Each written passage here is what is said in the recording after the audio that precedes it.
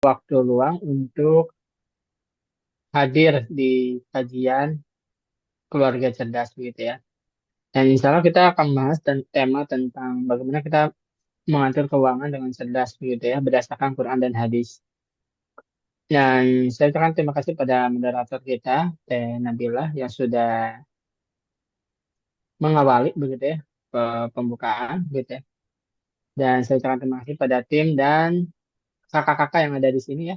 Di sini ada Muhammad Atta, Kakak Suci Sofia, Kak Sekar, Kak Hasna, Kak Umu Naufal, dan Kak Nabila Aspasita begitu ya. Mari kita akan mulai kegiatan kita. Saya desain screen ya, share screen.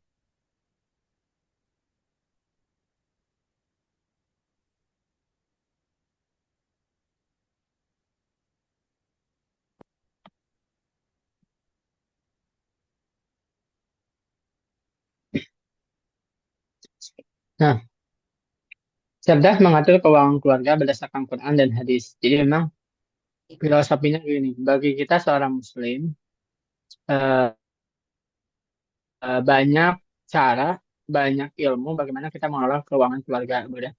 Karena kita nggak boleh menyepelekan keuangan gitu ya. Karena uang ini adalah sesuatu yang sensitif. Di keluarga, baik siapapun yang menghasilkan, apakah suami atau istri, begitu ya, ataupun anak-anak, begitu ya. Biasanya kalau masalah uang ini adalah sesuatu yang sensitif dan bisa menjadi pemicu pertengkaran, gitu ya. Nah, gimana supaya kita meminimalisir supaya uang itu tidak menjadi konflik, gitu ya, konflik yang besar di antara kita, suami, istri maupun anak. Maka sebagai seorang kepala keluarga ataupun sebagai seorang istri yang memang sehari-hari mengatur keuangan keluarga, bagaimana kita mengaturnya dengan cerdas, dengan rapi, dengan apa ya, konsisten begitu ya. Kenapa harus diatur ya itu supaya memang teratur pemasukan dan pengeluarannya. Nah, memang banyak sih teorinya ada eh, di teori ekonomi banyak caranya bagaimana cara mengatur keuangan keluarga gitu. Memang eh, saat ini kita mencoba gimana sih mengatur keuangan keluarga itu berdasarkan kacamata Quran, kacamata hadis. Dan ini pun juga menurut kacamata saya yang saya pahami begitu ya. Nah, oke kita. Nah, ada beberapa, ada 6 yang ingin saya presentasikan, 6 poin. Yang pertama adalah mengapa perencanaan keuangan itu penting. Yang kedua, prinsip dasar keuangan. Yang ketiga, rencana pengeluaran. Yang keempat, investasi untuk masa depan. Kelima, jauhi kebiasaan finansial buruk. Keenam, kisah inspiratif dan quotes. Nah, perlu digarisbawahi bahwa kok cerdas mengatur keuangan keluarga itu bukan hanya untuk yang sudah keluarga gitu ya. Bagi yang masih single dan punya penghasilan juga itu dituntut untuk mengatur supaya tidak terlalu boros atau hanya hilang entah kemana dan sebagainya begitu.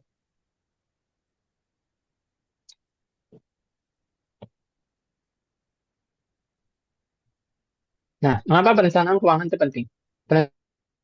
Perencanaan keuangan sangat penting karena membantu keluarga dalam mengelola pendapatan dan pengeluaran dengan bijak, memenuhi kebutuhan sehari-hari, dan mempersiapkan masa depan yang lebih stabil. Dengan perencanaan yang baik, keluarga dapat mencapai tujuan keuangan jangka panjang seperti pendidikan anak, membeli rumah, dan pensiun, sekaligus menciptakan dana darurat untuk menangani situasi yang tidak terduga. Dengan melakukan perencanaan, kita bisa menghindari hutang yang tidak perlu. Jadi dalam teori manajemen, gitu ya, gagal merencanakan, maka merencanakan kegagalan, gitu ya. Jadi kalau misalnya kita sebagai seorang yang pegang uang di rumah gitu ya, baik itu oleh istri ataupun oleh suami, atau bahkan ada seorang anak, pemuda-pemudi, dia sudah punya uang dan mengelola uangnya begitu ya. Kalau gagal mengelola rencana keuangannya, maka dia sebenarnya sedang merencanakan kegagalan gitu ya. Nah, itu sangat penting. Mengapa kita harus membuat perencanaan keuangan gitu ya. Nah, mengapa perencanaan keuangan itu penting? Kalau di dalam surat Al-Isra ayat 29, dan janganlah kamu menjadikan tanganmu terbelenggu pada lehermu, pikir, dan janganlah kamu terlalu mengulurkannya, boros gitu ya. Jadi dalam tafsir Jalalain gitu ya. Dan janganlah kamu jadikan tanganmu terbelenggu pada lehermu. Artinya janganlah kamu menahannya dari berimpak secara keras-keras. Jadi memang pelit gitu ya. Uang kalau disimpan-simpan juga malah jadi penyakit gitu ya. Ya, iya kalau dalam sikapnya itu terlalu pelit gitu ya. Dan janganlah kamu mengeluarkannya. Mengeluarkannya itu dalam membelanjakan hartamu secara keterlaluan. Karena itu membuat kamu menjadi tercela. Nah, pengertian tercela ini dialamatkan kepada orang yang pelit dan menyesal hartamu habis ludes dan kamu tidak memiliki apa-apa lagi karenanya. Jadi pengertian ini ditujukan pada orang yang terlalu berlebihan di dalam membelanjakan hartanya. Kita tahu bahwa di dunia ini harta itu uang, misalnya uang, emas, perak, harta benda lainnya itu kan jumlahnya terbatas. Setiap orang memiliki harta, memiliki uang, tapi jumlahnya terbatas gitu ya. Nah, karena terbatas ini jadi tidak boleh sembarangan mengeluarkannya gitu ya. Dan juga tidak boleh terlalu pelit, ditahan-tahan terus gitu ya. Ataupun tidak boleh terlalu boros. Jadi hilang aja. Nah, memang dari kata kunci dari ayat ini adalah kita tidak boleh pelit dan kita tidak boleh ya. Jadi harta itu ya tergantung orangnya. Apakah harta itu digunakan untuk kebaikan tergantung orangnya. Kalau misalnya orangnya baik, sebanyak apapun harta itu maka dia akan gunakan untuk kebaikan. Dan kalau misalkan yang pegangnya orangnya adalah seseorang yang tidak amanah, yang berkelakuan tidak baik, maka harta itu akan digunakan untuk hal-hal yang tidak baik begitu ya. Maka penting bagi seorang muslim yang baik, orang baik begitu ya, memiliki harta yang banyak itu nggak masalah selama yaitu berasal dari mana, berarti kan sumber hartanya halal dan dibelanjakan ke mana, dibelanjakan dengan cara yang baik dan halal begitu ya. Nah, lalu mengapa sih perencanaan keuangan itu penting? Tidak akan bergeser kaki anak Adam pada hari kiamat sampai ditanya tentang empat perkara. Umurnya, masa mudanya, hartanya, dan ilmunya. Hadis riwayat Tirmizi. Allah SWT akan menanyakan setiap hamba tentang asal harta, cara memperoleh, dan bagaimana menggunakannya di akhirat kelak. Apakah dari sumber halal? Sumber halal itu berarti kan pekerjaan halal, jual beli yang syar'i, begitu ya. Pekerjaan halal ya bekerja sebagai ahli ya, staf ahli gitu ya, dokter, psikolog, tukang parkir gitu ya, yang selama itu halal gitu ya, bekerja sebagai pelayan restoran, bekerja sebagai astronot gitu ya, bekerja sebagai pejabat publik, nah selama itu halal gitu ya, nah itu akan ditanyakan harta ini dapat dari mana. Lalu jual beli yang syar'i, jual beli yang syar'i itu artinya kan jual beli yang dilakukan tanpa ada penipuan, tanpa ada riba, tanpa ada hal-hal lain yang memang sudah dilarang oleh Allah SWT. Atau haram. Jadi sumbernya ya jangan haram gitu ya. Riba, korupsi, penipuan, dan sebagainya. Apakah digunakan untuk kebutuhan wajib? Nafkah keluarga, zakat, sedekah, atau poya-poya atau boros? Nah, apakah untuk ketaatan? Ketaatan itu infak, sedekah, jihad ya. Ya, nah kan ada istilah jihad harta gitu ya. Jihad harta. Kita misalkan menyumbang sebagian harta kita untuk Palestina dalam rangka jihad, gitu ya. Atau kemaksiatan membeli barang haram atau menyuap. Jadi di hari kiamat itu ya kaki anak Adam itu tidak akan bergeser sampai ditanya ya hartanya, termasuk hartanya berasal dari mana dan digunakan untuk apa. Gitu. Karena harta adalah ujian dan amanah yang wajib dipertanggungjawabkan. Mulailah memperbaiki sumber rezeki, mengelola dengan syariat berarti dengan sesuai dengan agama, dan membelanjakan di jalan Allah agar selamat di akhirat. Nah, itu kan mengapa ya? Dan kenapa juga harus dikelola dengan baik supaya hubungan antara suami dan istri ini tidak ada dusta di antara kita begitu ya.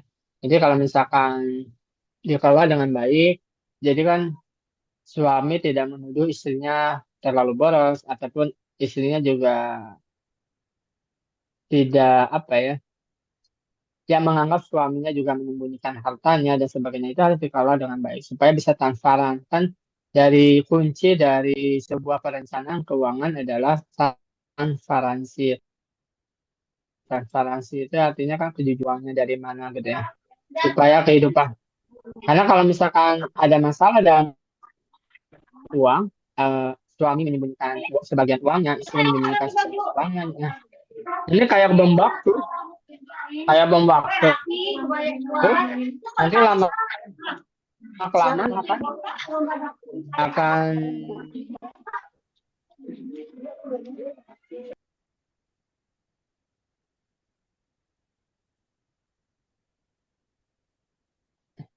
ya lama kelamaan akan ini akan jadi bom waktu gitu ya.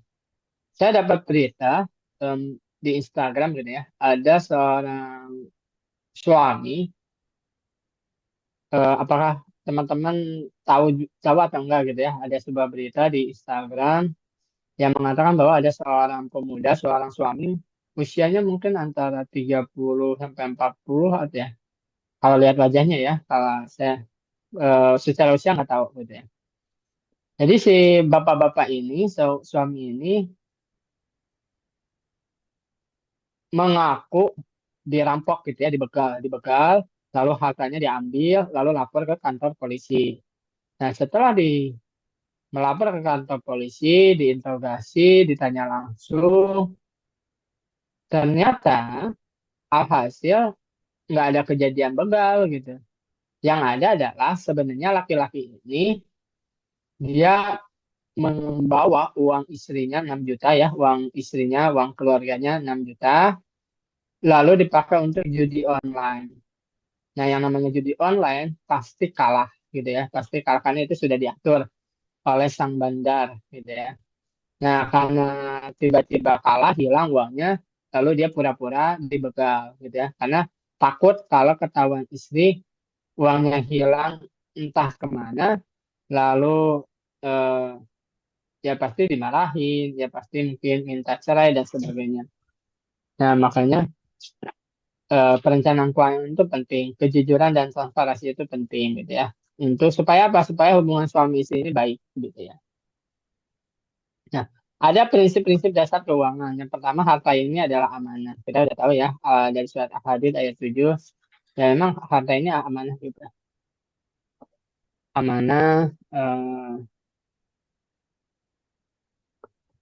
amanah dari Allah Subhanahu wa taala. Apapun yang kita miliki.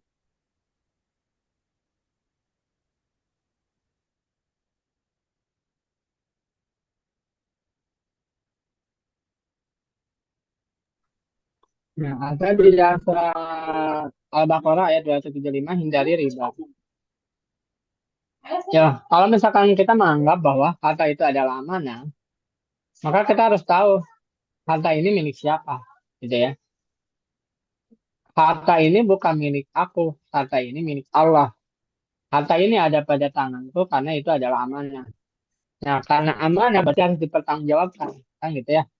Makanya kita harus memperbaiki mindset kita bahwa apapun yang kita miliki saat ini, uang, bangunan, mobil, eh, emas dan sebagainya, itu bukan milik kita. Itu adalah milik Allah. Itu adalah milik Allah yang diamanahkan kepada kita. Dan suka-suka Allah dong meminta pertanggungjawaban itu harta dipakai apa gitu ya. Apakah dipakai untuk berbuat keburukan atau berbuat kebaikan gitu ya.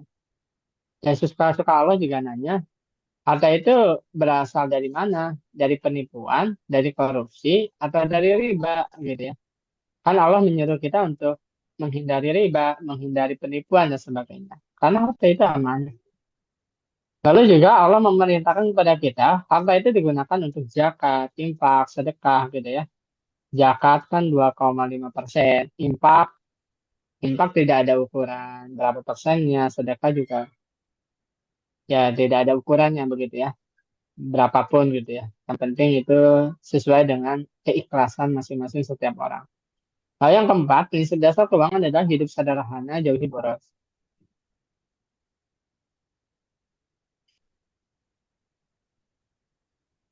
Nah, Berimanlah kamu kepada Allah dan Rasulnya dan nafkahkanlah sebagian dari hartamu yang telah menjadikan kamu menguasainya. Maka orang yang beriman di antara kamu dan menafkahkan sebagian dari hartanya memperoleh pahala yang besar. Jadi Allah menitipkan harta pada manusia. Artinya kan amanah ya. Lalu di surat Al-Furqan ayat 67, dan orang yang apabila membelanjakan harta mereka tidak berlebihan dan tidak pula fikir. Dan adalah pembelanjaan itu di tengah-tengah gitu ya. Jadi seimbang gitu antara kebutuhan dan keinginan gitu ya, tidak terlalu boros gitu dan sebagainya. Nah, prinsip dasar yang lain adalah uang ini adalah sumber daya. Jadi prinsip dasar keuangan sumber daya uang, waktu, aset terbatas, sedangkan kebutuhan tidak terbatas. Jadi kan karena jumlah uang ini adalah terbatas, jumlah aset ya, aset, investasi, rumah, kontrakan, waktu itu terbatas, sedangkan kebutuhan tidak terbatas, maka penggunanya harus disesuaikan, harus dibuat skala prioritasnya. Oh, kita punya uang satu juta, yang terbatas gitu ya. Kita punya rumah hanya satu, terbatas. Kita punya waktu mungkin secara usia 63 tahun, terbatas. Tapi keinginan manusia pengen punya ini, pengen punya itu, pengen punya ini, pengen punya itu, macam-macam itu kan tidak terbatas. Jadi apa yang harus dilakukan? Uang itu digunakan dengan menggunakan skala prioritas kebutuhan. Eh, Ya kalau istilah ekonomi itu kan ada kebutuhan primer, sekunder, atau tersier. Nah itu harus diperhatikan betul-betul tuh antara suami istri ini. Bukan hanya istrinya aja yang mengatur, tapi suaminya juga perlu tahu uangnya dipakai untuk apa, gitu ya, supaya tidak ada dusta di antara kita. Yang kedua, uang hari ini lebih berharga daripada di masa depan karena potensi bunga atau investasi. Inflasi mengurangi nilai tukar uang. Jadi segera investasi dunia dan akhirat. Jadi memang kita tahu bahwa dulu uang 100.000, katakan gini, uang 1.000 10 tahun yang lalu itu bisa beli telur satu butir. Tapi hari ini satu butir aja tidak cukup, gitu ya. Nah, artinya apa? Terjadi inflasi, gitu ya. Makanya perlu namanya investasi dunia dan akhirat. Dan uang itu kalau di dunia kan murah sekali ya, ketika memang diinvestasikan untuk akhirat kayak wakaf, gitu ya. Wakaf, terus sedekah ke orang yang membutuhkan, maka itu akan menjadi uang itu akan menjadi investasi akhirat. Prinsip dasar keuangan yang lain adalah semakin besar pendapatan, semakin besar pengeluaran. Emosi manusia terhadap uang. Semakin besar pendapatan, semakin besar pengeluaran. Coba aja cek diri kita masing-masing gitu ya. Dulu ketika masih bujangan, kita mendapatkan uang katakanlah 500.000 per bulan. Maka pengeluarannya buat apa sih? Kalau istilah buat makan mungkin ya. Buat makan mungkin kalau saya dulu belinya mie instan gitu ya. Belinya nasi plus tahu tempe begitu ya. Tapi sekarang misalkan, sekarang hari ini pendapatannya 5 juta gitu ya per bulan. Hal makan saja ya sekarang misalkan harus ada nasi, harus ada esnya, harus ada dagingnya. Otomatis pengeluarannya jauh lebih banyak. Padahal sama-sama satu kali makan gitu ya. Nah itulah emosi manusia terhadap uang. Dulu ketika pendapatan 500 ribu per bulan, kemana-mana cukup naik motor. Nah sekarang kemana-mana motornya pengen ganti dan sebagainya dengan yang lebih.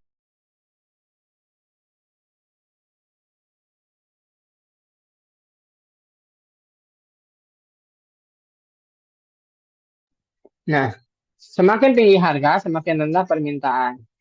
Ini hukum demand ya, hukum permintaan. Semakin tinggi harga, semakin rendah permintaan. Terus semakin tinggi harga, semakin banyak penawaran. Hukum supply. Nah, ada rencana pemasukan pengeluaran untuk hindari defisit, kekurangan uang. Utang juga bisa jadi alat jebakan gitu ya. Dan macam-macam lah prinsip dasar keuangan itu banyak. Makanya kita tidak boleh berhutang adalah yaitu bisa jadi jebakan finansial. Idealnya hutang itu di bawah 30% dari pendapatan kita gitu. Kalau di atas 30% itu pasti akan eh, mengganggu stok yang lain, mengganggu pengeluaran yang lain gitu. Maka kebutuhan lebih. Nah, itu prinsipnya sekarang gimana sih memprioritaskan pengeluaran? Memprioritaskan pengeluaran merupakan langkah penting dalam mengelola keuangan keluarga secara efektif. Keluarga dapat memastikan bahwa kebutuhan dasar seperti pangan, papan, pendidikan, dan kesehatan terpenuhi dengan identifikasi mana saja yang merupakan kebutuhan utama, seperti pangan, papan, pendidikan, dan kesehatan. Agar keuangan keluarga tetap stabil, penting untuk memprioritaskan pengeluaran pada tabungan, investasi, dan dana darurat. Setelah memenuhi kebutuhan dasar gitu ya. Jadi kalau misalkan kebutuhan dasarnya sudah terpenuhi, maka coba keluarkan uang itu. Jadi direncanakan uang itu untuk investasi, tabungan, atau dana darurat, begitu dan sebagainya.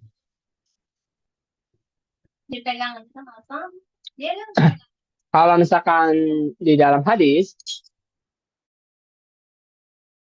sesungguhnya berbuat sesuai perencanaan adalah bagian dari tawakal. Jadi hadis riwayat. Jadi memang dalam hal uang kita juga harus bikin perencanaan budget ya. Penghasilan kita berapa secara keseluruhan, baik pendapatan suami dan istri misalkan ya, 5 juta atau 10 juta gitu ya. Ya itu harus direncanakan buat bayar bulanan berapa, buat buat tabungan berapa, buat makan berapa gitu ya. Karena itu gagal merencanakan maka merencanakan kegagalan. Uang itu bisa habis tanpa bekas. Jadi harus direncanakan. Yang kedua, pisahkan kebutuhan dan keinginan. Makan dan minumlah, tapi jangan berlebihan. Makan dan minumlah secukupnya. Kalau berlebihan berarti keinginan, gitu ya. Nah, kita harus koreksi ke masing-masing kita. Kalau kita makan, butuhnya segimana sih nasinya, butuhnya lauknya segimana sih, gitu ya. Bisa nggak kalau misalkan di rumah cukup nasi dan telur dan tempe dan tahu gitu ya. Itu kan kebutuhan. Tapi kalau keinginan, ya udah jajan nasi padang gitu ya. Itu berarti kan keinginan. Karena hal makan yang memang bisa disiapkan di rumah dan murah gitu ya. Tapi kita jajan di luar berarti itu termasuk keinginan gitu ya. Karena melebihi dari kebutuhan kita. Yang selanjutnya, hindari hutang kecuali darurat. Jiwa yang berutang akan tergadai sampai dilunasi. Kecuali darurat itu memang kalau misalnya ada kecelakaan gitu ya dan memang itu butuh biaya untuk operasi, ya kita bisa berhutang. Tapi ya kita juga harus tahu diri kira-kira bayarnya dari mana ya. Karena itu kan menyangkut nyawa ya. Tapi kalau misalkan berhutang karena untuk beli motor baru, saya rasa salah gitu ya. Jadi hindari lah. Makanya judulnya aja hindari hutang. Sebisa mungkin hindari hutang. Karena jiwa yang terhutang akan tergadai sampai dilunasi. Ya banyak lah ya orang-orang yang punya banyak hutang, kehidupannya seolah-olah diatur oleh orang lain atau oleh orang yang memberi hutang. Gitu. Nah, ini adalah salah satu contoh rencana pemasukan dan pengeluaran. Ada rumus 127. Ini mah contoh sih sebenarnya presentasi pemasukan dan pengeluaran setiap keluarga berbeda. Setiap orang berbeda ini saya hanya ngasih contoh. 10% zakat, infak atau sedekah, 20% untuk tabungan dan investasi, 70%-nya kebutuhan harian, makan, pendidikan, dan lain-lain. Jadi kalau dibagi lebih ringkas lagi begitu ya, 30% untuk investasi, 30% untuk kebutuhan pribadi gitu ya, 30% untuk kebutuhan lainnya gitu ya. Nah ini contoh ya, misalkan contoh kategori bulanan. Bulanan pemasukan, pemasukan itu ada dari gaji bersih, honorarium, lainnya itu misalkan jual beli begitu ya. Atau ada tips, ada fee, dan semacamnya gitu ya. Ada pemasukan atau ada hadiah gitu ya, atau dikasih dan lain-lain. Lalu ada bulanan kebutuhan. Jadi ada pemasukan, ada pengeluaran yang butuh kebutuhan kayak kebaikan zakat itu kan kebutuhan kita supaya harta kita nyampe akhirat. Kasih orang tua atau mertua itu sedekah gitu ya kepada kedua orang tua kita. Bantuan kepada saudara itu juga sedekah. Kebaikan donasi itu adalah sedekah. Kebaikan silaturahmi, belanja harian, belanja bulanan rumah tangga gitu ya, bayar listrik, bayar air, beli beras, beli sabun itu kan kebutuhan bulanan. Nah itu bisa jadi kita bisa kategorikan gitu mana kebutuhan mana keinginan. Tidak ada yang namanya keinginan. Baju Lebaran, saya rasa baju Lebaran itu memang keinginan gitu. Padahal nggak beli baju Lebaran pun juga ya ya Lebaran tetap Lebaran begitu ya. Artinya masih bisa melaksanakan Idul Fitri. Hobi pribadi, hobi pribadi itu ya sepedahan, ya touring, atau ke mancing, atau pergi ke pantai, hiking dan sebagainya. Kosmetik atau parfum, makan di luar, pengembangan diri, berlangganan Netflix, TV dan apapun itu ya keinginan. Lalu ada bulanan yang namanya tabungan, gitu ya. Ada dana darurat, haji dan sebagainya.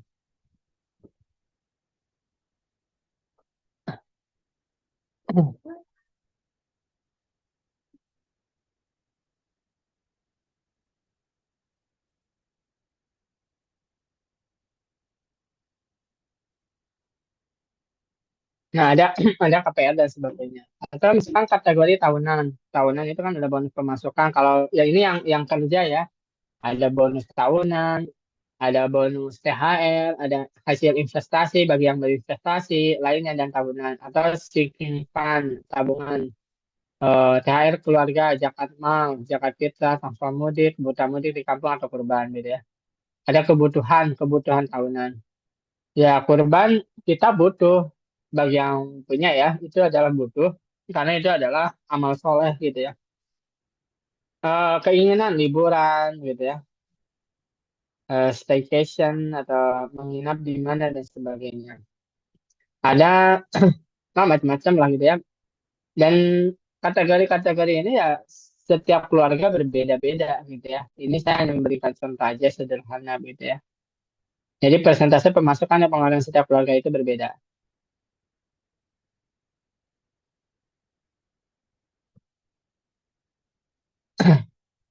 Nah, em, rencana pemasukan dan pengeluaran mung- bisa di dalam bentuk Excel gitu ya. Ya sekali lagi ya, kenapa pemasukan dan pengeluaran itu perlu dicatat dan perlu direncanakan supaya transparansi, supaya terbuka, saling terbuka antara suami dengan istri gitu ya. Jadi istrinya ya sebisa mungkin mencatat pengeluaran, mencatat pemasukan, uang itu dipakai untuk apa aja gitu ya. Ya supaya ya karena kadang-kadang banyak loh yang istri tidak bisa menjelaskan atau suami tidak menjelaskan uangnya kemana sehingga jadi ribut gitu ya dengan pasangan gitu ya. Nah, jadi memang harus catatan itu menjadi memori memori kedua gitu ya. Memori kedua uang itu dari mana dan habis untuk apa gitu ya. Ah ribet pakai Excel. Saya mau yang lebih mudah. Yang lebih mudah ada gitu ya, ada aplikasinya. Jadi fungsi catatan keuangan itu hitunglah, catatlah hartamu sebelum dihitung. Jadi kita juga mencatat keuangan itu atau menghitung harta kita itu supaya ya ya ada hadisnya gitu. Hitunglah, catat hartamu sebelum dihitung di akhirat gitu ya. Jadi supaya ini mah supaya jaga-jaga jangan sampai harta kita dipakai untuk eh, menyakiti orang lain. Jangan sampai harta kita berasal dari penipuan. Jangan sampai harta kita terlalu boros. Karena yang namanya boros berarti termasuk temannya setan gitu ya. Atau ya boros itu ya memang uangnya nanti habis entah kemana gitu. Atau dipakai judi online. Kayak tadi kan berita tadi uang 6 juta dipakai untuk judi online. Ya pasti jadi bahan ribut keluarga gitu ya. Karena kan uangnya Udah mah susah-susah ngumpulin uang 6 juta, tiba-tiba hilang, dipakai judi online. Gimana nggak marah gitu kan? Sang istri atau pasangan gitu ya. Jadi memang fungsi catatan keuangan itu adalah pertama mencegah konflik keluarga, adanya transparansi keuangan. Suami istri harus tahu kemana uang digunakan dan meminimalkan perselisihan karena pengeluaran tak terduga. Fungsi lainnya adalah memantau cash flow, membantu perencanaan anggaran budgeting, mengontrol utang. Dengan adanya catatan keuangan, maka kita bisa mengontrol hutang. Hutang kita sudah berapa persen dari jumlah pemasukan kita. Misal, kita udah punya hutang nih di mana-mana sampai 50%. Nah, ini udah bahaya nih. Berarti sampai situ kita nggak boleh hutang lagi ya, kan gitu ya. Jadi catatan itu penting. Kita punya hutang ke siapa aja karena itu harus dibayar gitu. Itu kewajiban. Kalau kita punya hutang itu harus dibayar. Bahkan kalau bisa tidak punya hutang dari awal gitu. Makanya saya ingat ketika dulu ya, ketika mau resepsi pernikahan di dulu sama calon mertua begitu ya, saya nggak mau berhutang untuk masalah resepsi. Kenapa? Kalau diawali dengan berhutang, nanti ketika melaksanakan pernikahannya akan repot gitu ya. Yang harusnya bahagia tanpa hutang ini baru hari pertama sudah harus mikirin bayar hutang gitu ya. Saya nggak mau gitu ya. Karena hutang itu jiwa kita jadi tergadai, jadi terbelenggu oleh yang lain. Makanya pastikan nih bagi di sini kalaupun ada yang masih single gitu ya, kalau misalkan cari calon pasangan, usahakan masalah resepsi pernikahan atau di sini ada ibu-ibu yang punya anak sudah besar, sudah mau menikah, usahakan untuk tidak berhutang gitu ya. Karena kan resepsi itu ya minimal lah, bikinlah sesederhana mungkin gitu ya. Supaya anak-anak kita, menantu kita tidak dipusingkan dengan hutang, hutang resepsi dan sebagainya. Jangan terlalu mewah begitu ya. Lalu meningkatkan kebiasaan menabung dan investasi, evaluasi kebutuhan dan keinginan. Nah, di sini juga kan ada ya, silakan aja kalau misalnya tadi pakai Excel ribet, terlalu terperinci, ada kok aplikasi di Play Store yang bisa kita gunakan, catatan keuangan keluarga, catatan keuangan, pengelola keuangan, anggaran cepat, dan sebagainya. Catatan keuangannya banyak lah aplikasi-aplikasi yang bisa kita gunakan untuk kita kontrol gitu ya. Begitu kita habis belanja, masukin angkanya ke aplikasi. Ketika kita mendapatkan pendapatan, baik itu hasil jualan maupun hasil bekerja, kita masukkan gitu ya. Pak, gimana kalau ada yang kelewat? Nggak ada untuk mencatat keuangan kita, walaupun ada kelewat mungkin ada. Itu jauh lebih baik dibandingkan tidak dicatat. Kalau tidak dicatat tuh ya semuanya lupa gitu ya. Dapat dari mana, belanja kemana, banyak yang lupa gitu ya. Nah kalau dicatat setidaknya lebih sebagian besar itu tahu gitu uangnya kemana.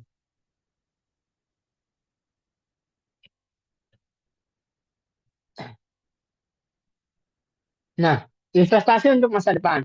Berinvestasi untuk masa depan merupakan langkah penting dalam perencanaan keluarga karena membantu meningkatkan nilai aset dan mencapai tujuan jangka panjang seperti pendanaan pendidikan anak, pembelian rumah, atau masa pensiun yang nyaman. Selain itu, berinvestasi melindungi keluarga dari inflasi yang dapat menurunkan daya beli uang di masa depan. Efek bunga menjemuk memungkinkan keuangan yang lebih besar diperoleh dengan memulai investasi sejak dini yang akan terus berkembang. Jadi investasi itu penting. Bagi teman-teman, kakak-kakak yang di sini emang punya kelebihan harta, ya cobalah untuk segera berinvestasi gitu ya.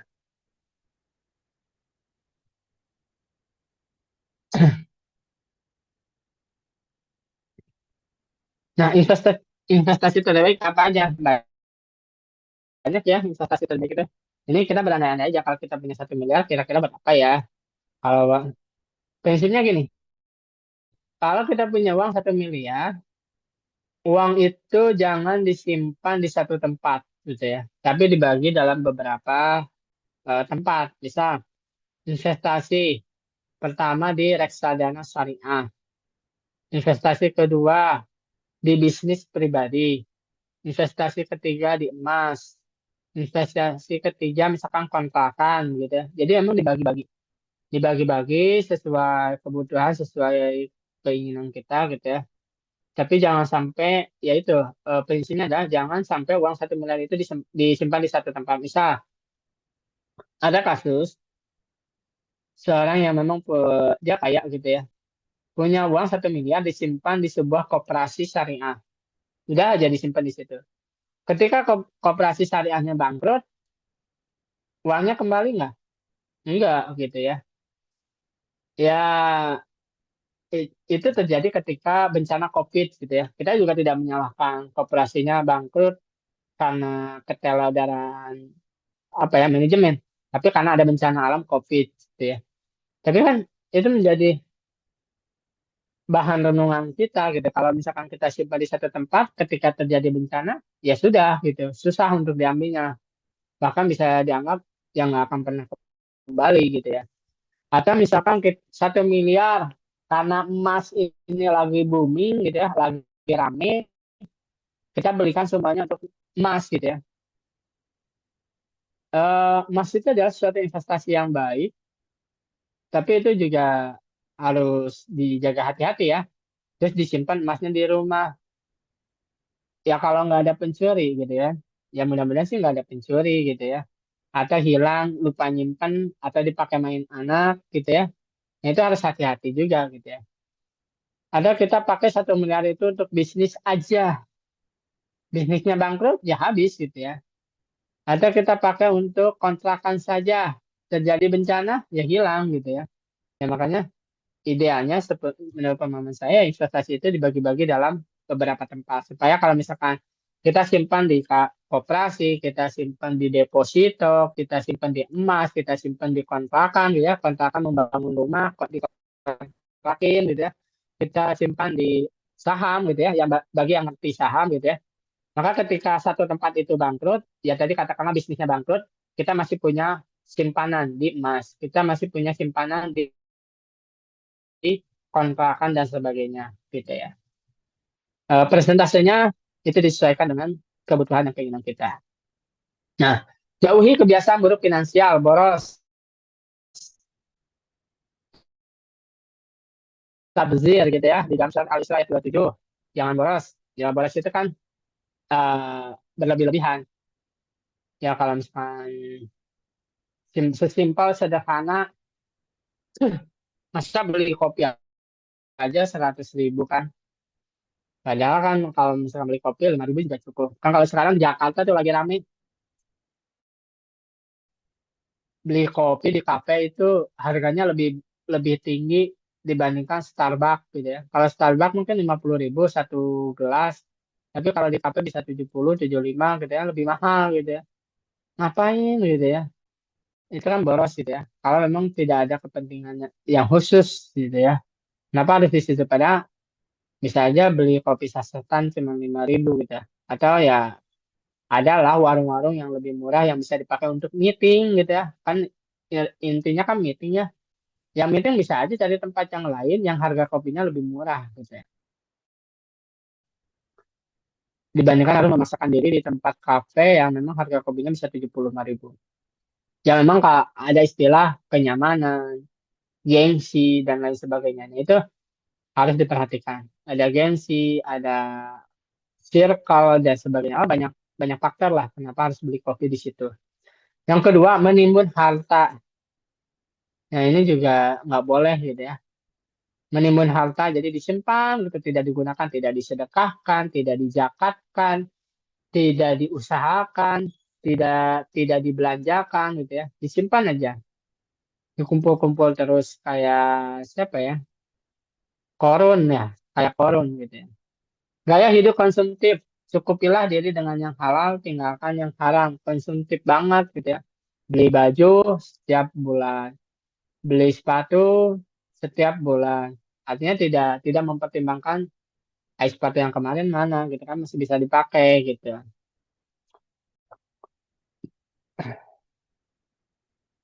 Ini kisah teladan dan quotes. Kisah teladan tentang kisah harta Korun ya. Surat Al-Qasas ayat 76 sampai 82. Ditenggelamkan bersama hartanya karena sombong dan enggan bersedekahnya. Ini Korun ini dia mengumpul-ngumpulkan banyak harta tapi enggan untuk disedekahkan kepada orang yang membutuhkan.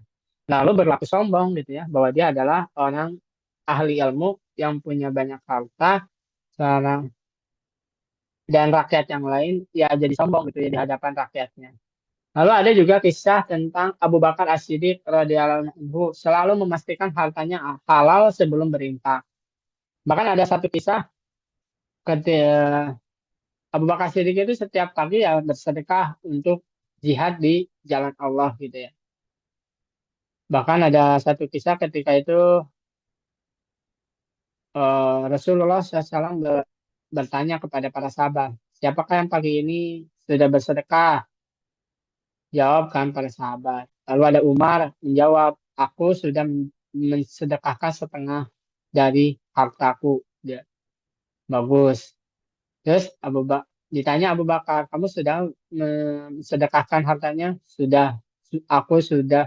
Semua hartaku sudah aku sedekahkan di jalan Allah. Lalu apa yang kau tinggalkan untuk keluarga? Cukup Allah dan Rasul aku tinggalkan gitu ya. Wah itu perlu keimanan yang hebat ya, yang kuat gitu ya. Tapi kan intinya adalah Abu Bakar ini memang ahli sedekah.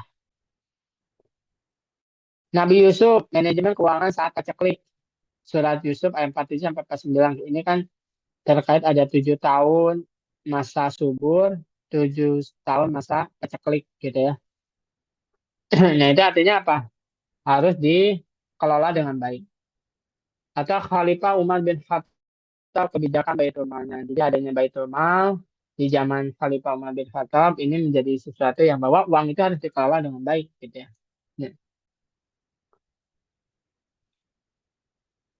Nah, kesimpulan dari presentasi yang saya sampaikan adalah perencanaan keuangan yang tepat merupakan kunci tercapainya kesejahteraan finansial keluarga. Seperti yang disampaikan pada penutup pengumpulan ini, keluarga dapat lebih percaya diri dalam menghadapi tantangan hidup dan mengelola keuangannya dengan menetapkan tujuan keuangan, membuat anggaran, menyisihkan dana darurat, dan berinvestasi untuk masa depan.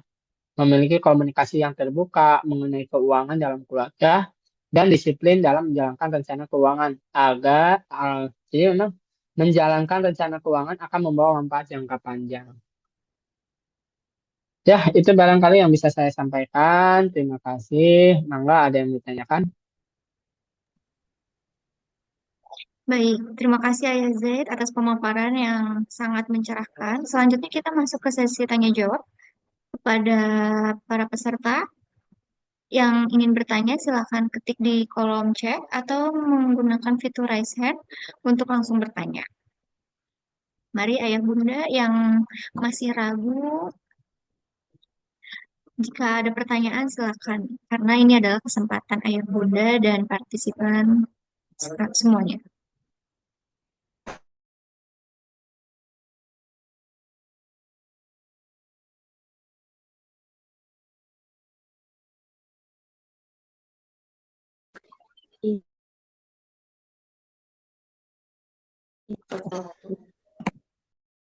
Oke, silakan Kak Nabila. Oke, terima kasih pemaparannya, Kak Zaid. Itu sangat amat membuka insight untuk saya, terutama saya sebagai mahasiswa yang saat ini sedang mencoba belajar untuk nabung gitu ya. Tapi tuh saya tuh kadang suka bingung Kang, tujuan nabung tuh ditentuin dari mana sih sebenarnya?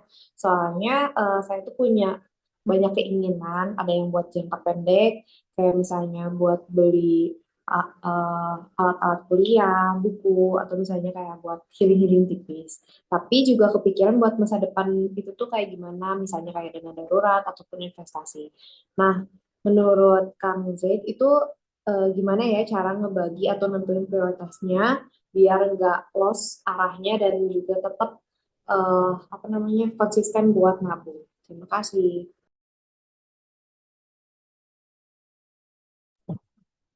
Baik, Ayah Ya, mau baik ya. langsung dijawab ya. Boleh langsung jawab ya. Jadi ini Teh Nabila ya, Teh Nabila Pas Pasika ini Tadi soalnya agak kurang jelas ya, cuman saya ingin mengulang lagi aja. Jadi memang pertanyaannya adalah seorang mahasiswa yang pengen menabung gitu, tapi kadang-kadang bingung gitu ya. Tadi harus belanja kebutuhan kuliah, tapi juga pengen menyimpan untuk dana darurat dan sebagainya begitu ya. Memang balik lagi ke prinsip dasar bahwa kita harus hitung dulu pendapatan kita ada berapa. Misalkan baik itu kalau mahasiswa mungkin pendapatannya dari orang tua ada berapa, ada nggak pemasukan dari yang lain gitu ya, ada berapa dan sebagainya gitu ya. Nah itu harus dilihat dulu gitu ya. Tapi kalau misalkan katakanlah gini, saya dapat uang kalau mahasiswa mungkin 500.000 per bulan gitu ya. Waduh, cuman cukup buat beli kebutuhan aja nih, nggak ada buat nabung. It's okay gitu ya. Jadi itu silakan aja digunakan untuk kebutuhan. Jadi karena dana darurat dan investasi itu dilakukan setelah kebutuhan dasar itu terpenuhi gitu ya. Yang kalau sebagai mahasiswa kan kebutuhan dasarnya apa sih gitu ya? Kebutuhan dasarnya adalah ya beli alat-alat kuliah gitu ya. Apapun itu gitu ya. Apakah kalau misalkan di psikologi berarti kan harus perlu beli alat tes atau semacamnya, beli buku atau beli tas gitu ya. Dan itu silakan dikondisikan gitu ya. Jadi memang kalau kita ingin investasi ya penuhi dulu kebutuhan dasarnya gitu. Itu enggak sesuatu yang tidak bisa kita hindari gitu ya. Karena saya juga dulu mungkin mengalami gitu ya, ketika misalkan pertama kali berkeluarga itu, katakanlah pendapatannya cuma 2 juta gitu ya. Ini sudah berkeluarga 2 juta, cukup buat apa sih gitu ya? Mungkin 2 juta kan ya belum kontraknya, belum beli berasnya, belum bayar listriknya, belum pulsa gitu ya. Habis saja 2 juta tuh. Jadi 2 juta gitu ya. Tapi kan seiring berjalannya waktu apa yang saya lakukan? Ya menambah penghasilan gitu ya. Supaya apa? Supaya nanti punya tabungan gitu ya. Jangan berharap ya karena kebutuhan dasar itu sesuatu yang tidak bisa kita hindari gitu ya. Kalau misalkan sudah berkeluarga itu kan tadi harus bayar listrik sendiri, internet sendiri, kontrakan sendiri, begitu dan macam-macam sendiri gitu ya. Bahkan iuran bulanan LT, RW gitu kan itu kan sendiri gitu ya. Maka yang harus dilakukan adalah menambah penghasilan. Jadi kalau jangan sampai gini gitu ya, mentang-mentang itu harus disisihkan buat tabungan gitu ya, misalkan 500.000, 100.000-nya yang tadinya dipakai untuk beli alat kuliah, itu kita simpan di dana darurat gitu ya. Tapi kan kebutuhan kuliah juga perlu ya gitu ya. Makanya ini harus balik lagi ke kita, pintar-pintar kita gitu. Sambil kuliah bisa nggak dapat penghasilan tambahan gitu ya. Entah dari mana gitu ya. Apakah dari saham gitu ya. Karena saya juga dengar ada juga beberapa curhatan dosen gitu ya. Di Universitas Telkom gitu ya. Ada dosen lagi ngajar. Mahasiswanya pada buka laptop gitu ya.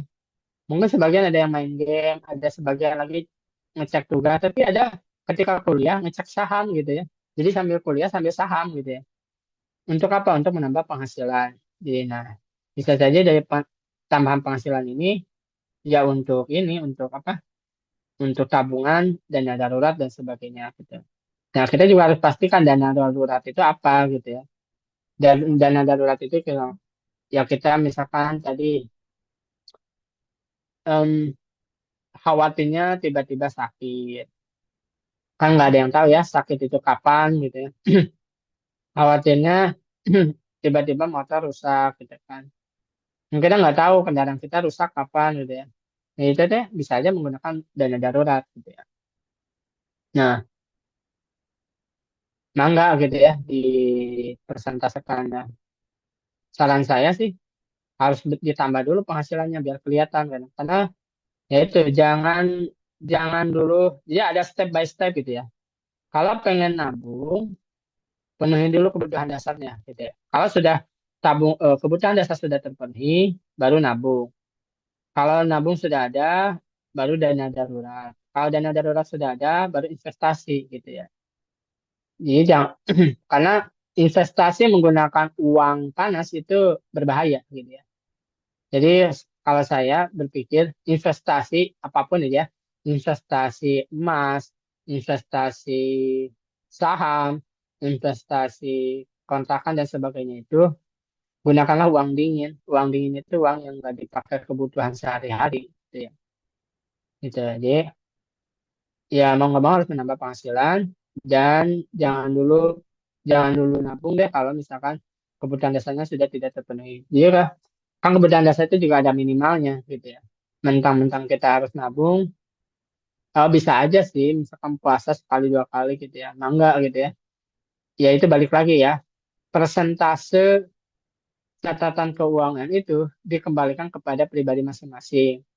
Kalau misalkan Teh Nabila punya uang 500.000 per bulan, 100 untuk nabung, 400 untuk kebutuhan kuliah, mah enggak gitu ya. Asalkan 400 itu tidak mengganggu kebutuhan dasar kuliah gitu ya.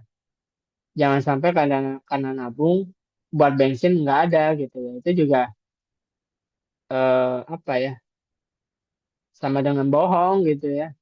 Jadi karena kan eh, jadi jangan sampai kita nabung 100.000 per bulan, tapi buat beli buku aja nggak ada gitu ya. Padahal buku itu ya kebutuhan kita gitu dan sebagainya. Nah, berapa persentasenya? Kita balik lagi.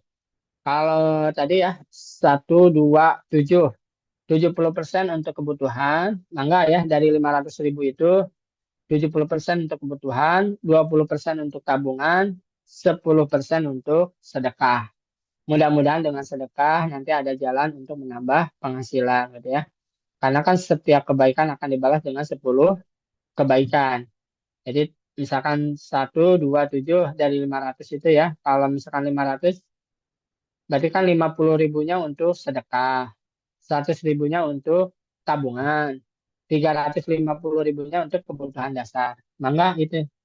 Itu bisa itu contoh sederhana ya. Contoh sederhana kalau misalnya kita punya uang 500 ribu sebagai seorang mahasiswa, 350 ribu untuk kebutuhan dasar, 100 ribu untuk tabungan. Tabungan itu bisa jadi dana darurat ya. Terus 50 ribu untuk sedekah. Ya ngasih gitu ya ke orang-orang dan sebagainya. Jadi kadang-kadang ada kebiasaan begini. Kita punya uang 500 ribu tapi dipakai untuk mentraktir teman kita. Habis dong gitu ya. Hmm, Mana yang buat kita, mana yang buat tabungan gitu. Jadi jangan sampai karena apa ya? Karena nggak enakan, teman sudah baik sama kita, terus kita habiskan uang kita untuk mentraktir teman kita itu juga sesuatu hal yang kurang bagus gitu ya. Kita bisa aja mentraktir teman sebagai bentuk bagian daripada sedekah, tapi jangan dihabiskan semua gitu. Kalau tadi lihat proporsi yang tadi ya, 1, 2, 7 gitu ya. Satu untuk sedekah, dua 20% untuk tabungan, 70% untuk kebutuhan pribadi. Mungkin itu ya contohnya. Dan ingat presentase pembagian itu disesuaikan dengan kebutuhannya masing-masing. Setiap orang berbeda. Baik. Di sini juga udah ada pertanyaan yang masuk dari Mbak Umu. Bagaimana cara memprioritaskan infak ketika keuangan terbatas dari keluarga hingga keluarga besar? Ya, bagaimana cara memprioritaskan infak ketika keuangan terbatas dari keluarga inti hingga keluarga besar gitu ya. Ya, kita harus pahami dulu kenapa saya harus berinfak. Karena itu kan tergantung. Kadang-kadang ada orang yang nggak infak karena nggak tahu why-nya gitu ya. Why-nya buat apa sih infak? Ini dipakai untuk kebutuhan rumah tangga gitu ya. Karena Allah memerintahkan kepada kita, baik di saat sempit maupun di saat lapang, kita harus berinfak gitu ya. Dan infak itu juga tidak terlalu besar gitu ya. Infak itu ya kalau sesuai dengan zakat kan 2,5% ya, atau sa- jadi 5% gitu ya, jadi 10% gitu ya. Ya silakan gitu ya diatur-atur gitu ya, memprioritaskan infak. Ini kita harus tahu dulu why-nya kenapa. Yang kedua, ini misalkan ada seorang istri, dia punya penghasilan, jadi ada sebuah kisah, seorang istri punya penghasilan mengadu kepada Rasulullah, ya Rasulullah, saya punya harta, saya ingin sedekah, sedekah kemana, gitu ya. Maka eh, Rasulullah menjawab, apakah kamu punya suami, punya anak, gitu ya? Saya punya, gitu ya. Maka kata Rasulullah, ya sedekahkan kepada suamimu, gitu ya. Artinya apa? Ini masuk lagi kepada prinsip sedekah. Sedekah itu berikanlah kepada orang yang terdekat, gitu ya. Ya berikanlah kepada suami, misalkan ya, ya apa ya, makan ya secukupnya, gitu kan. Kalau misalkan ternyata penghasilan suami cuma 3 juta, padahal dia harus bayar kontrakan dan bayar lain-lain, ya istri boleh membantu gitu ya. Dan niatkan untuk sedekah kepada Allah Subhanahu wa taala gitu ya. Membantu pengeluaran suami dan sebagainya atau membantu suami untuk menyekolahkan anaknya. Itu juga kan bagian daripada sedekah. Sedekah itu juga utamakan yang terdekat. Kalau misalkan keluarga inti kita sudah cukup, dirasa cukup, maka silakan sedekah kepada fakir miskin, kepada orang orang lain gitu ya. Nah, bagaimana cara memprioritaskan infak ketika keuangan terbatas? Infak itu kan mindsetnya adalah itu untuk meninvestasikan sebagian harta kita nyampe ke akhirat gitu ya. Nah, itu harus makanya harus ditanya dulu why-nya kenapa saya harus berinfak gitu ya. Semakin kuat why-nya, maka sesempit apapun di harta yang dia miliki, selapang apapun harta yang dia punya, itu akan tetap berinfak gitu ya. Jadi silakan berinfak. Ya kalau misalkan pahit-pahitnya 2,5% lah dari keuangan yang ada gitu ya. Selebihnya dipenuhi untuk kebutuhan inti keluarga besar gitu ya. Nah itu, itu ya. Jadi eh, prioritaskan infak itu pertama untuk orang yang paling dekat. Kedua, kalau pengen disamakan dengan zakat ya 2,5% atau bahkan 10% begitu ya. Jangan terlalu banyak juga gitu ya. Karena ada juga orang yang karena dia saking saking apa ya, saking berharap bahwa sedekah itu bisa mengembalikan 10 kebaikan, dia punya gaji 500.000, terus 500 ribunya dihabiskan untuk sedekah, ya itu juga salah gitu ya. Ya harus bukan hitung-hitungan sih sebenarnya, harus bijak gitu ya. Mana yang jadi prioritas gitu ya. Kalau punya penghasilan 500.000, ya bolehlah 50.000 infak gitu ya, 10% ya. 50.000 infak, 450-nya untuk kebutuhan keluarga gitu ya. Itu sih ya teh. Mudah-mudahan terjawab. Baik, terima kasih ya. Semoga pertanyaannya terjawab. Baik, terima kasih atas antusias Ayah Bunda dan partisipan lainnya. Mungkin ada lagi yang mau bertanya?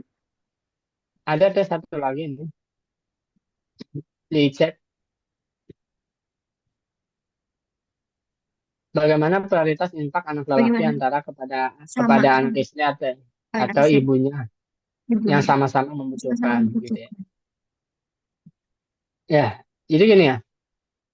Kita harus lihat dulu skala kebutuhannya seperti apa gitu ya. Walaupun misalkan ada istilah gini bahwa anak laki-laki masih milik ibunya gitu ya. Ya, hal itu ada ya supaya kita tidak lupa dengan kedua orang tua kita. Tapi jangan lupa juga gitu bahwa kita juga punya ibu dari istri kita gitu ya. Dan itu nggak bisa dibandingkan gitu ya. Jadi antara saya harus ngasih uang sama istri atau sama ibu gitu ya sebagai anak laki-laki. Balik lagi skala prioritasnya gimana gitu ya skala prioritasnya. Karena kan eh, kalau misalnya gini ya. Jadi ini tergantung kasusnya. Ternyata ibu kita masih ada, bapak kita masih punya suami gitu ya. Ya kan kewajiban nafkahnya ada pada diri seorang suami gitu ya. Ya kita sebagai anak laki-laki bisa aja kirim uang secukupnya gitu ya. Eh, ya itu sebagai seorang suami kita punya kewajiban untuk menafkahi istri kita dan anak-anak kita gitu ya. Itu adalah kewajiban kita. Terhadap ibu kita ya kita apa ya istilahnya mah kewajiban nomor dua gitu ya. Ya kalau misalkan sedekah ya sedekah itu kan berikanlah kepada yang terdekat, ya kepada istri kita, kepada anak-anak kita, baru kepada ibu kita. Nah, gitu. Kalau syukur-syukur kalau suaminya punya banyak uang gitu, ya silakan aja ngasih ke ibunya eh, sesuai kebutuhan gitu ya. Dan kita kepada istri kita juga ya silakan aja kasih gitu ya. Kalau gimana kalau sama-sama butuh? Sama-sama butuh itu tergantung seperti apa gitu ya. Nah, ini juga harus diperjelas sama-sama butuh itu yang seperti apa untuk makan. Katakanlah gini, orang ibunya single parent gitu. Ya, single parent itu kira-kira uang makannya berapa sih gitu ya? Sekali makan berapa? Misalkan sekali makan 25.000, berarti kalau 3 kali makan 75.000. 75.000 dikali 30 hari, berapa ribu tuh kan? 75 katakanlah sekitar 2 juta berapa ya? Kalau misalkan 100.000 per hari, berarti kali 30 berarti kan 3 juta. Ya kalau itu pun ibunya single parent, itu pun juga kalau ibunya tidak punya penghasilan gitu kan. Atau bisa aja misalnya ditekan gitu ya. Terus sama istri kita, kalau kita kasih ke istri kita kan ada anak-anak kita berarti kan berapa kali makan gitu ya. Saya butuh uang buat istri saya, buat anak-anak gitu ya. Jadi memang ini tidak bisa dibenturkan gitu. Ya kepada ibu baik, kepada istri tidak wajib gitu ya.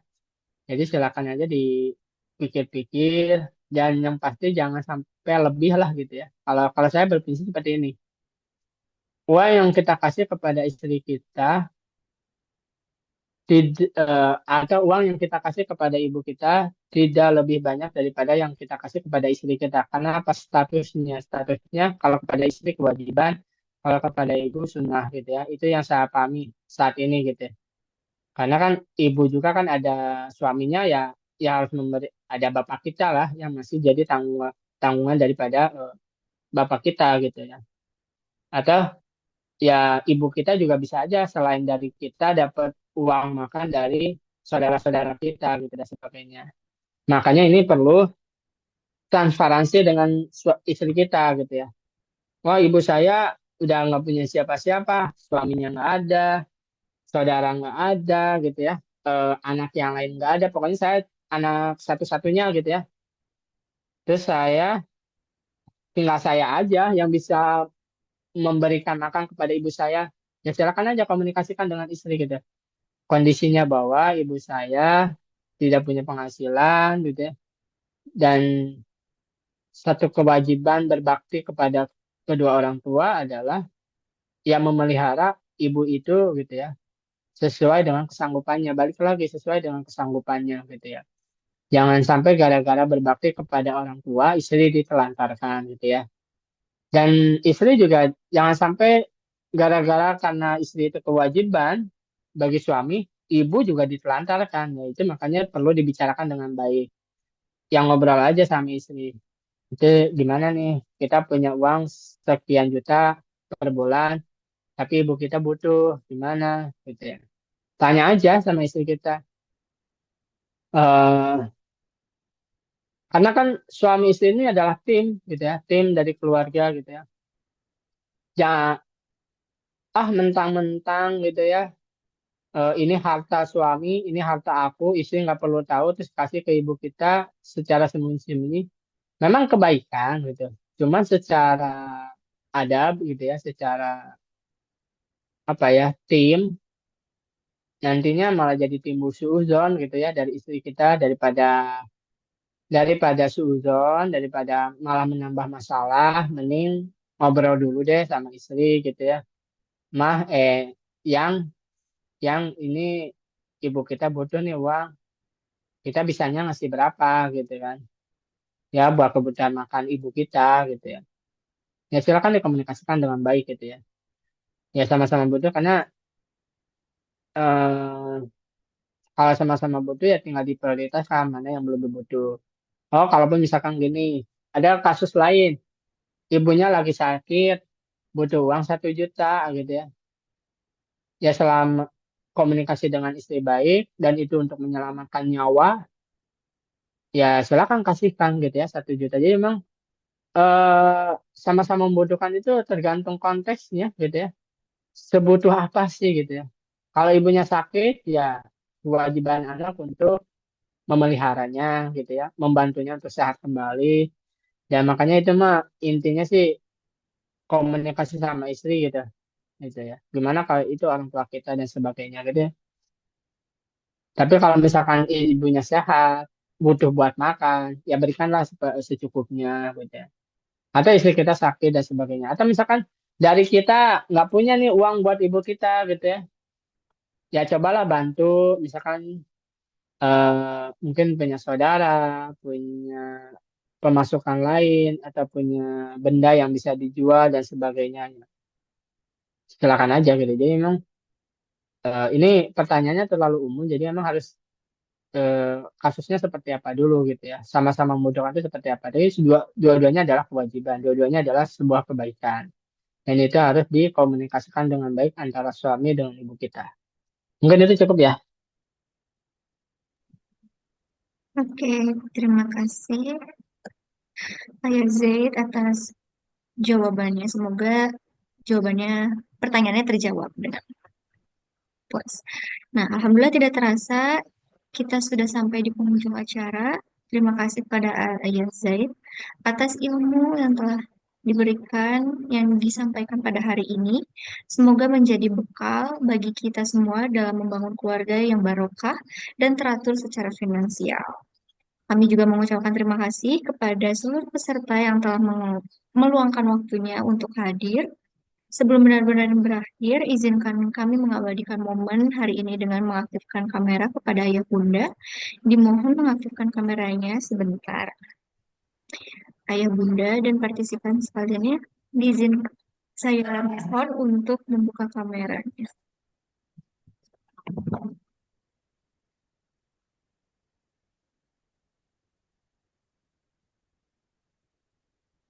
Baik,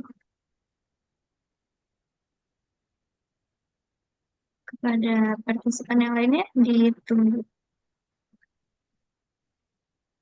Oke, kita abadikan dulu sebentar. Satu, dua, tiga.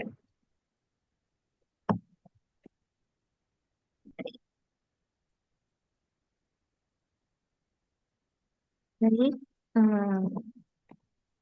sebelum kepada seluruh peserta webinar, kami juga memberi kesempatan untuk memberikan masukan untuk materi apa yang akan kita bahas.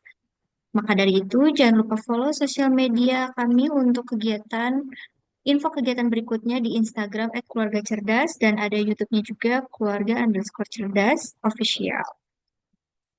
Baik, terima kasih kepada seluruh partisipan. Sampai jumpa di kesempatan berikutnya. Wassalamualaikum warahmatullahi wabarakatuh. Wallahi. Betul.